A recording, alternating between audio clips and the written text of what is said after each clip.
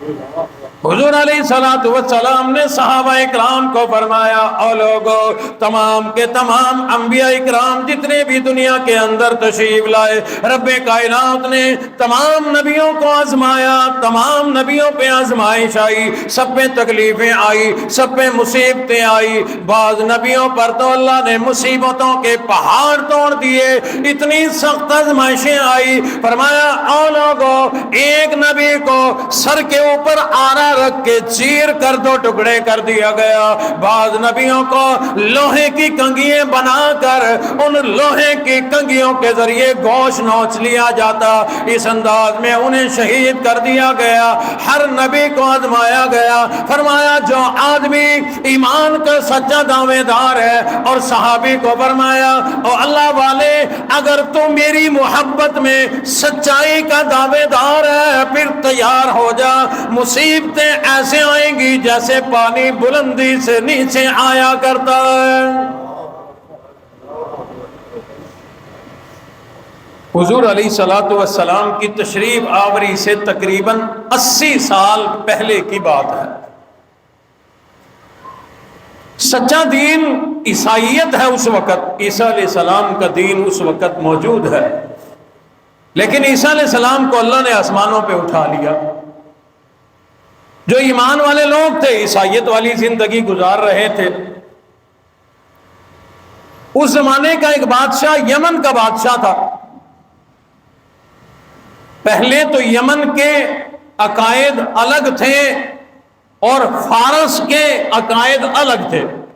فارس سے مراد آج کا ایران، یہاں مجوسی آگ پرست ہیں، اور وہاں پر جو ہے وہ اور قسم کا شرک ہوتا تھا۔ بہرحال اس زمانے میں یہ بھی فارس کے زیر تسلط تھا، مجوسی بادشاہ تھا، اور بادشاہ کا جو اپنا دین ہوتا ہے، بادشاہ چاہتا ہے کہ رعایا کا بھی وہی دین ہو۔ تو بادشاہ نے جہاں اور وزیر مشیر رکھے ہوئے تھے، ایک جادوگر رکھا ہوا تھا جس سے مشورہ کیا کرتا تھا۔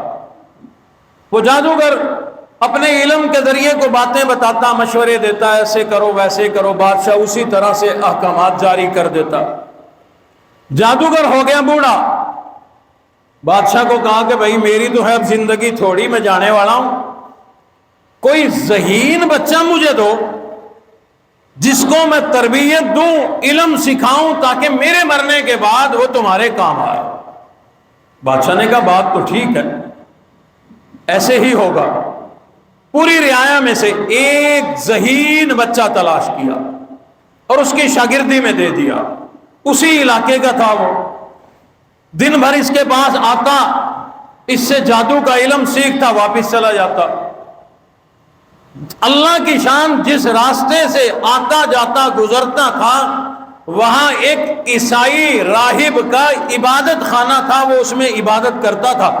ایک دن یہ اندر چلا گیا، وہاں جا کر راہب سے جو گفتگو کی، اس راہب نے سمجھایا اس وقت کا سچا دین یہ عیسائیت ہے، اسی والی زندگی گزارو، دنیا میں بھی کامیاب، آخرت میں بھی کامیاب۔ یاد رہے، عیسائیت کی بھی جو صحیح تعلیم ہے عیسیٰ علیہ السلام کی، وہ بھی یہی ہے کہ لا الہ الا اللہ، اللہ کے سوا کوئی معبود کوئی نہیں۔ یہ جو آتا جاتا روز اس راہب سے ملتا، تو اس نے وہی ایمان قبول کر لیا، سچے ایمان پہ آ گیا۔ ادھر جادوگر کے پاس بھی جاتا رہا، اس سے جادو کا فن سیکھتا رہا۔ تو اسی دوران جب یہ راہب کے پاس آتا جاتا اور اللہ کی وحدانیت پر ثابت قدم رہا اور یقین کر گیا، اللہ کی شان، اللہ نے اس کو بڑا صاحب کرامت بنا دیا۔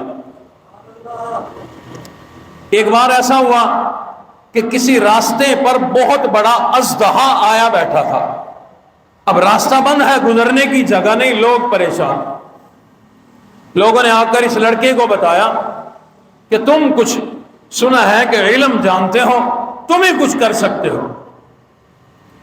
اس لڑکے نے ایک نوکیلا پتھر اٹھایا، رب کے سامنے جھولی پھیلائی، مولا اگر اس راہب کا دین سچا ہے، تعلیمات سچی ہے، تو پھر مجھے بھی نظارہ دکھا۔ یہ پتھر یہ مارنے سے اژدہا کا کچھ نہیں بگڑے گا، لیکن اگر وہ سچا ہے پتھر میں ماروں گا، اس اژدہا کو ہلاک کر دے، تاکہ مجھے یقین آ جائے۔ اس لڑکے نے، نوجوان نے پتھر اٹھایا، یہ جملہ بول کر ایک پتھر دے کر اژدہا کو مارا۔ وہ ایک پتھر لگنے سے وہ اژدہا مر گیا، وہ بڑا سام مر گیا۔ اسے اٹھا کر ادھر کر دیا، راستہ صاف ہو گیا۔ لوگوں کو جب پتا چلا، لوگ اس کے بڑے معتقد بن گئے، یہ بڑا علم جانتا ہے، یہ بڑا اللہ والا ہے، اس کا بڑا چرچا ہو گیا، لوگ اس سے بڑی محبت کیا کرتے تھے۔ اسی دوران ایک واقعہ اور پیش آ گیا، یہی مشہور سن کر ایک آدمی آ گیا جو آنکھوں سے نابینا تھا، کہنے لگا، او اللہ والے، او نوجوان، میرے لیے دعا کر دے تاکہ اللہ مجھے آنکھیں عطا فرما دے۔ سنا ہے کہ تو بڑا کرنی والا ہے، تیری دعاؤں سے کام ہو جاتا ہے، تو بڑا نیک ہے۔ اس نے کہا کہ آنکھیں تیری آ جائیں گی، آنکھیں آ جائیں گی، لیکن وعدہ کر پہلے کہ جس دین پر میں ہوں اس دین کا ماننے والا بن جا۔ یہ اعلان کر دے وہ اللہ وحدہ لا شریک ہے، اس کے سوا رب کوئی نہیں، اس کے سوا حاجت روا کوئی نہیں۔ آنکھیں میں نے ٹھیک نہیں کرنی، اسی رب نے ٹھیک کرنی ہے، میں تو جھولی پھیلاؤں گا۔ اس کو نابینا کو تو آنکھیں چاہیے تھی، اس نے دین عیسائیت سچا دین قبول کر لیا۔ اس لڑکے نے اس کے لیے دعا کی، اللہ نے آنکھیں عطا فرما دی، یہ بالکل ٹھیک ہو گیا۔ اب تو چرچا اور دور تک پہنچ گیا، یہی باتیں بادشاہ تک پہنچ گئی۔ بادشاہ نے ایک دن اپنے محل میں بلایا اور بادشاہ نے کہا، ماشاءاللہ، اب تو تو بڑا علم والا بن گیا، اب تو کامل بن گیا، اژدہا تیری وجہ سے راستہ چھوڑ گیا، نابینا کو آنکھیں تیری وجہ سے مل گئی، آ جا اب تو بادشاہ کے پاس رہا کر، میرے محل میں رہا کر، اپنے اس جادو کے ذریعے مجھے معلومات دیا کر۔ ایمان والے جو ہے نا، ایمان والے یہ چپ نہیں رہا کرتے، ایمان والے چپ نہیں رہا کرتے۔ نوجوان کہنے لگا، اژدہا میں نے نہیں مارا، میرے اللہ نے مارا ہے، نابینا کو آنکھیں میں نے نہیں دی، میرے اللہ نے عطا فرمائی ہے۔ بادشاہ کہنے لگا، کس اللہ کی بات کرتا ہے؟ اس نے صاف بتا دیا، وہ وحدہ لا شریک، ایک اللہ کی بات کرتا ہوں۔ وہ لوگ مشرک مجوسی آگ کی عبادت کرنے والے لوگ تھے۔ بادشاہ کو اس بات پر بڑا غصہ آ گیا، اب تک تو اس نوجوان کے اس علم ایمان پر پختگی کی وجہ سے بڑی مشہوری، بڑے چرچے، بڑا اس کی وجہ سے لوگ ایمان قبول کر رہے تھے، لیکن اب اللہ کی طرف سے آزمائش آنا شروع ہو گئی۔ بادشاہ نے آرڈر جاری کر دیا، اپنے کارندوں کو کہا، اس لڑکے کو اٹھاؤ، پہاڑ کی چوٹی پہ لے جاؤ، وہاں جا کر اس سے پوچھو، اگر یہ ایمان چھوڑ کر مجوسی بنتا تو ٹھیک ہے، ورنہ وہیں سے گرا کر اس کو ہلاک کر دینا۔ وہ کہا جاتا ہے کہ جس کی حفاظت رب کرے تو اسے مار کوئی نہیں سکتا۔ جو مارنے کے لیے وہاں لے کر گئے، اللہ کی شان، پہاڑ سے گر کر وہ سارے مر گئے، بچہ بچ گیا۔ بادشاہ کی دربار میں آ گیا اور کہنے لگا، بادشاہ سلامت، اور کوئی حکم ہو؟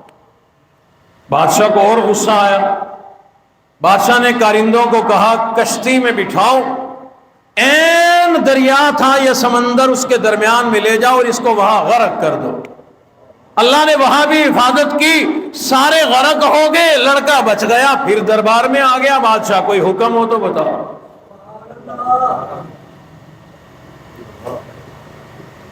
اب بادشاہ کا غصہ کہاں پہنچ گیا ہوگا؟